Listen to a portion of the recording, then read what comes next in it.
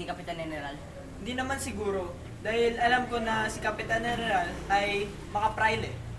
Ngunit ang balita ko na hindi lang si Kapitan General ang magdedesisyon, kundi kasama ang mga praile, mga hukom at maging si Don Custodio.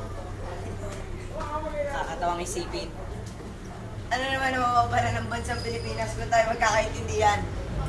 Di ba mga taga sa iglesia ay may mga sariling doktor? Mga kamag-aral, konting disiplina naman.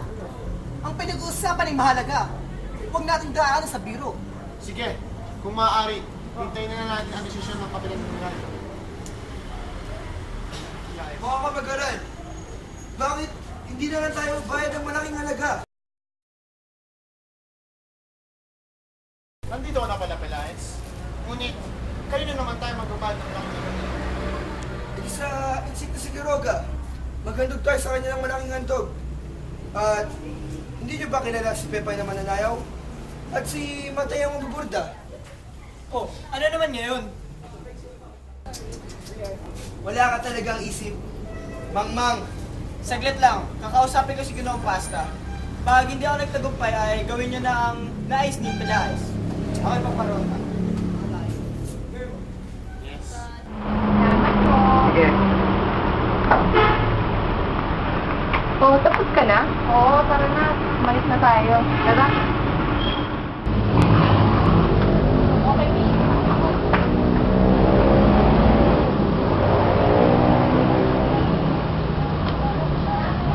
Ah, ikaw pala binata. Pasensya na hindi kita nakilala.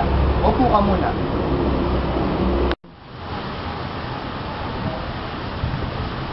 Kamusta nang iyong amay?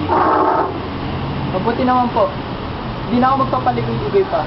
Naparito ako sa kadahilan ng tungkol ito sa mga vice-rector, mga praile, Kapitan General, panukala, at iba pa.